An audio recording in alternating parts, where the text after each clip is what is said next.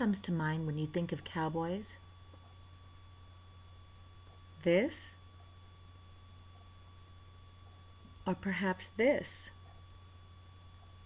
Hollywood and popular fiction have helped to create an image of the cowboy which is inconsistent with the realities of cowboy life. So what was life like for a cowboy? Let's visit the Whitty Museum in San Antonio to see what the historical record can tell us. The cowboy tradition in America is actually a European innovation.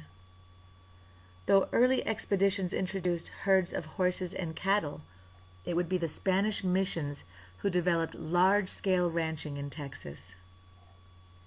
Spanish vaqueros refined the techniques and apparel essential to the handling of cattle. Later, African Americans and Anglos would contribute their own skill sets as the ranching industry spread across Texas and the nation. Soon, the growth of the industry would present a dilemma: how to get the cattle to market. Since it was too expensive to slaughter, pack, and ship meat long distances, ranchers discovered they could walk their product to market, taking advantage of the free water and grass along the open range. Typically, a trail drive would consist of approximately 10 to 12 men per 1,000 head of cattle. Each man would be allotted 6 to 8 horses by the trail boss. The only thing a cowboy owned was his saddle. Sometimes a trail drive could include cattle from different ranches, and herds could exceed 3,000 head. Cattle was driven across the open plains to northern and western markets, and later to railroad loading facilities. Trail drives were important in San Antonio economy in the 1880s. A cow in San Antonio was worth $1, but worth 10 in Kansas City. This may be why drovers commanded the second highest pay of the operation after raising and selling cattle. And that was some hard-earned money. Cowboys lived among the cattle on the open plain during the 3 months of the spring and summer roundup and subsequent drive to market. They slept on the ground and forfeited a few hours' sleep each night, circling the herd on the night shift. Moving herds an average of 15 miles a day was exhausting, dirty, and sometimes dangerous work. Always wary of a stampede, the cowboys endured heat, dust, rain, mud, wind, and lightning storms. Their workdays could range from 14 to 18 hours a day. Few ever signed up for a second tour. The most important job on the trail drive was the camp cookie, who prepared every meal on the chuck wagon. Meals invariably consisted of beans, biscuits, bacon, and coffee.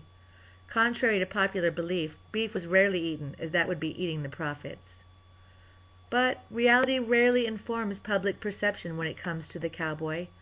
The image of him as a strapping Anglo folk hero can be largely attributed to the glamorous treatment of Hollywood. The real Texas cowboy was often young, small, and wiry.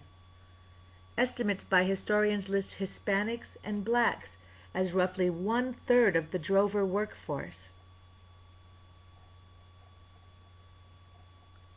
While movie and television depictions often portray cowboys as fancifully dressed in colorful hats and fringe, the reality was that the items commonly associated with cowboy dress were utilitarian by design.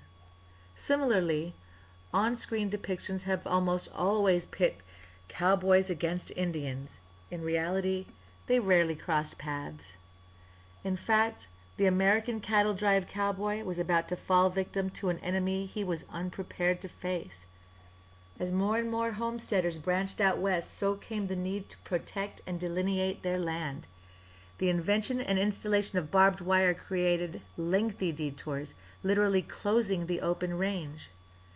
As railroads crisscrossed the nation, ranchers increasingly turned to this cheaper and more efficient mode of transport for their product.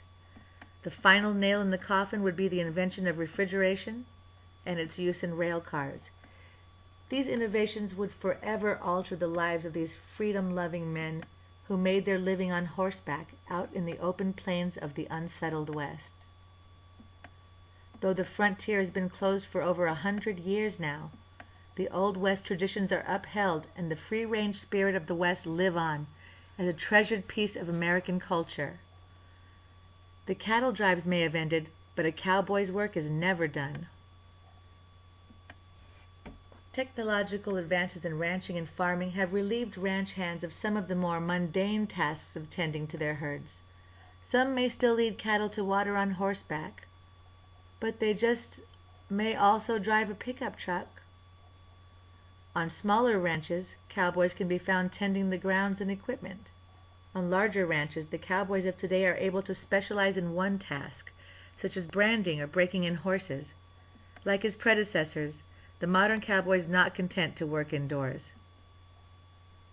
What makes the cattle drive cowboy such an enduring folk hero? While the image of the brave adventurer riding into the sunset isn't an accurate one, it is part of the American tapestry. Like the unsettled West, the cowboy represents promise and possibility.